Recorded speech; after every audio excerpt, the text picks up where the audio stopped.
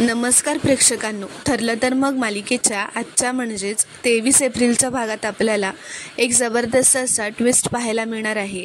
पण त्याआधी जर तुम्ही माझ्या चॅनलवर नवीन असाल तर चॅनलला प्लीज सबस्क्राईब करा.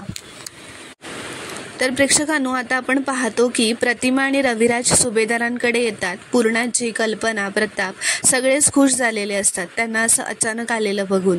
तर पूर्णाजी विचारते, रविराज आज अचानक येणं झालं, सगळं ठीक तर आहे ना? तर रविराज म्हणतो, पूर्णाई, प्रतिमाला म्हटलं बाहेर कुठेतरी गाडीने फिरायला जाऊयात जेवल्यावर. तर ती म्हणाली पूर्णाईकडे चला, म्हणून मग आलो. तर आता पूर्णाजी म्हणते, बरं केलं. ती म्हणते, रविराज, इतकी वर्ष हे तुमच्या बायकोचं माहेर होतं, आता तुमच्या लेकीचं सासर आहे. आधी जावयाचा मान होता आणि आता व्यायांचा मान आहे. आता हे नातं कधीच तुटायला नको. तर रविराज म्हणतो, नाहीच तुटणार पूर्णाई. तर आता रविराज असं म्हणतो, पण तन्वी कुठे आहे? तिला बोलवा ना, कुठे दिसत नाही आहे. तर अश्विन आता पुन्हा खोटंच सांगतो की तन्वी कॉलेजला गेली आहे कुठल्या तरी प्रोजेक्टसाठी, तिला जावं लागलं म्हणून. तर रविराज म्हणतो, चला, म्हणजे निदान अभ्यास तरी व्यवस्थित सुरू आहे तिचा. तर आता तेवढ्यातच सायली, अर्जुन व मधुभाऊ आश्रमातून आलेले असतात. सायली विचारते, कसे आहात तुम्ही दोघे? प्रतिमा म्हणते, छान आहोत, तू कशी आहे? सायली म्हणते, हो, आम्ही पण ठीक आहोत. आता सायली असं म्हणते, मी कॉफी करू का तुमच्यासाठी पटकन? तर प्रतिमा आणि रविराज नको म्हणत असतात, तरीही सायली म्हणते, आणतेच करून. तर आता कल्पना असं म्हणते, प्रतिमा, तुझ्या ट्रीटमेंटचा ना चांगलाच उपयोग होतोय आता. तुझा चेहरा आता पूर्वीसारखा दिसायला लागलाय. तर आता इथे दुसरीकडे प्रिया ही घरी येतच असते आणि येताना मनातच असं म्हणते, हा महिपत म्हणजे ना खुनशी माणसांचा महाराज आहे, महाराज. आता स्वतःला शांत करतच प्रिया म्हणते, पण प्रिया शांत हो, चेहऱ्यावर अजिबात टेन्शन दिसता कामा नये, नाहीतर ही 1000 प्रश्न विचारेल तुला. आणि त्यांनी कुठे होतीस असं विचारलं तर काय सांगू मी?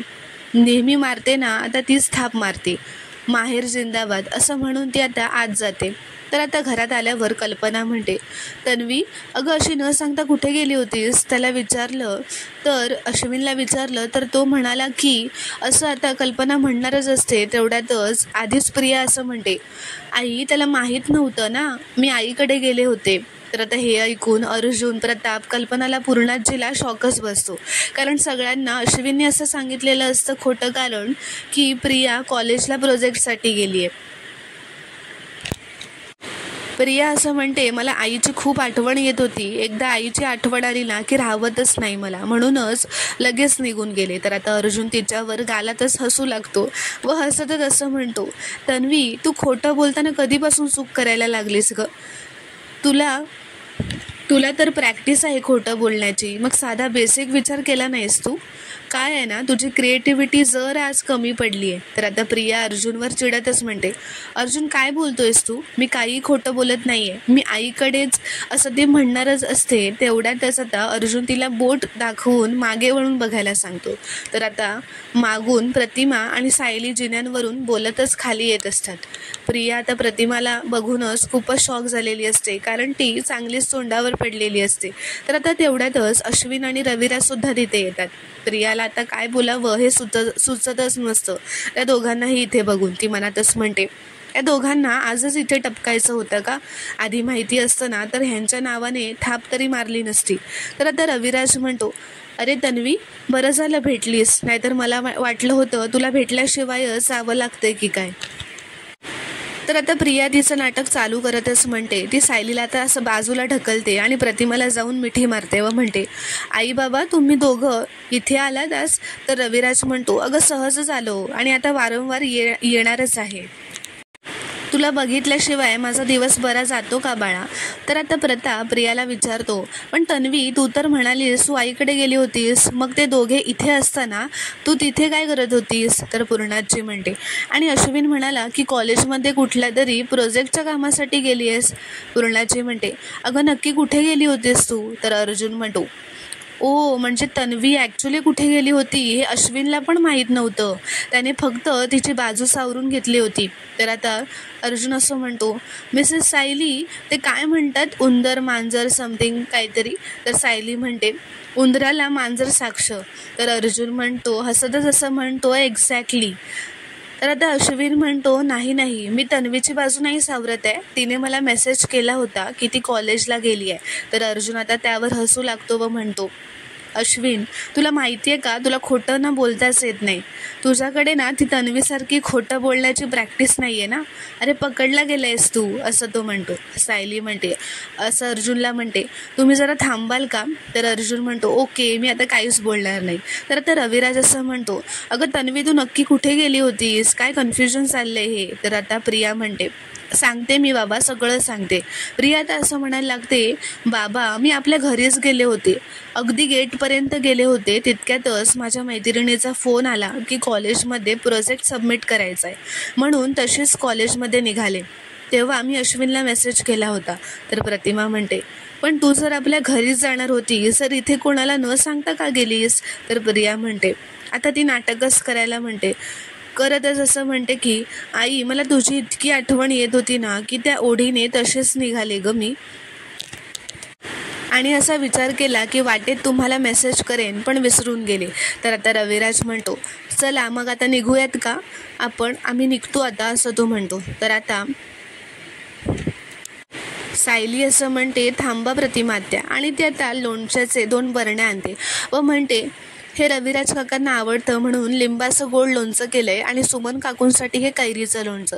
तर प्रतिमा आता ते डबे घेते व म्हणते, तू सगळ्यांच्या आवडीनिवडी कशा लक्षात ठेवतेस सायली. तर आता ते दोघेही निघू लागतात. प्रिया म्हणते, बाबा तुम्ही मागचं सगळं विसरून स्वतः माझ्या सासरी आलात, मला खरंच खूप छान वाटलं. तर आता ते दोघेही तिथून निघून जातात. आता ना अश्विन प्रियाला खोलीत येण्याचा इशारा देतो व अश्विन आता खूप रागातच असतो. तो त्याच्या खोलीत निघून जातो. प्रियाही त्याच्या मागून खोलीत जाते. अश्विन आता खोलीत आल्यावर तिला म्हणतो, आज मी तुझ्यासाठी माझ्या घरच्यांशी खोटं बोललोय, तुझी बाजू सावरून घेतली आहे, पण हे नेमकं प्रकरण काय आहे ते मला कळलं पाहिजे. कुठे गेली होतीस, असं तो जोरातच तिला विचारतो रागात. तर आता ती काही बोलत नाही, म्हणून तो जोरातच, बोल तन्वी, असं ओरडून म्हणतो. तो म्हणतो, पहिले म्हणालीस की माहेरी जातेस, नंतर माझ्या हो मध्ये हो केलंस, एक्झॅक्टली सांग कुठे गेली होतीस ते. तर आता इथे दुसरीकडे महिपत आणि नागराज दोघेही खूप दारू प्यायलेले असतात व दामिनी देशमुखला भेटायला आलेले असतात. पण तिचा सिक्युरिटी जो असतो तो त्यांना आत जाऊ देत नसतो, म्हणून महिपत बाहेरच तमाशा करत असतो. तर आता दामिनी देशमुख बाहेर महिपतच्या मागे येऊन उभी राहते. तर इथे दुसरीकडे प्रिया आता अश्विनला रडतच नाटक करत असं म्हणते, अश्विन, अरे प्लीज माझ्यावर चिडू नकोस ना, मी काहीही सहन करू शकते रे, पण तुझं चिडणं नाही सहन करू शकत. तर अश्विन म्हणतो, मग खरं सांगायचं कुठे गेली होतीस, आपल्यातच प्रॉपर कम्युनिकेशन नसेल तर कसं होईल, मला एक्झॅक्टली सांग तू कुठे गेली होतीस ते. तन्वी बोल, असं तो रागातच म्हणतो, मोठ्याने ओरडतो. तर प्रिया आता रडतच असं म्हणायला लागते, मी मंदिरात गेले होते. तर अश्विन म्हणतो, कोणालाही न सांगता. तर प्रिया म्हणते, अरे माझा मूड खूप खराब झाला होता रे, मी आधीच कशातून गेले तुला चांगलंच माहिती आहे. इथे रोज अर्जुन आणि सायलीचे टोमणे सहन करायचे असतात, कधी कधी वाटतं ना जीवच द्यावा, पण मग तुझा चेहरा डोळ्यांसमोर येतो रे आणि स्वतःला सावरते मी. आजही अशी रागात निघून गेले, असं वाटलं कुठल्या तरी शांत ठिकाणी जाऊन बसावं, मग शेवटी देवाच्या पायापाशी जाऊन बसले. हे सगळं ती रडतच खोटं नाटक करत सांगत असते. तर इथे दुसरीकडे महिपत आता दामिनी बाहेर आल्याबरोबरच वाकून तिच्या पाया पडतो व म्हणतो, देशमुख बाई, तुमचे लय उपकार झाले, तुम्ही माझ्या पोरीला सोडवलं. तर दामिनी म्हणते, उभे राहा आधी, आणि मी तुम्हाला आधी सांगितलंय मला असे तमाशे केलेले अजिबात आवडत नाही. तर महिपत म्हणतो, माझ्या मुलीच्या आयुष्याचाच तमाशा झालाय हो, मला तुमचे उपकार मानायचे, ते कसे मानू, असं तो दारूच्या नशेतच विचारत असतो. तर दामिनी म्हणते, मी कुठलेही उपकार केलेले नाही आहेत, कुठलीही केस मी अशीच लढली असती. महिपत म्हणतो, माझ्या पोरीची बेकार हालत झाली आहे हो, आणि ही हालत ना त्या सुभेदारने केली आहे, त्या सुभेदारला धडा शिकवा, असं म्हणत तो नागराजच्या खांद्यावर डोकं टाकत रडत असतो. तर दामिनी म्हणते, किल्लेदार, तुम्ही तरी ना जरा शुद्धीत आहात असं वाटतंय, त्यांना ताबडतोब घरी पोचवा. तर आता महिपत दामिनीच्या जवळ जातच असं म्हणतो, असं नाही, तुम्ही मला 113% वचन द्या देशमुखबाई. तर आता तो सिक्युरिटी त्याला अडवतो. तर आता इथे दुसरीकडे प्रिया तिचं नाटक चालूच ठेवते. ती आता अश्विनला पूर्णपणे इमोशनल ब्लॅकमेल करत असते. ती असं म्हणते, माझ्यावर आरोप करणार तिथे ना माझ्यावर आरोप करणारं कोणी नाही आहे मंदिरात. मी नाती तोडते असं म्हणणारं कोणी नाही आहे.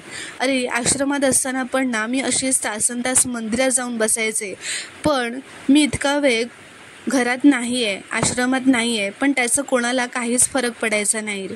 पण आता माझी काळजी करणारं कोणीतरी आहे. तू आहेस हे लक्षातच आलं नाही रे माझ्या. मला इतक्या प्रेमाची सवयच नाही आहे. माझ्याकडून चूक झाली, मी तुला सांगून जायला हवं होतं.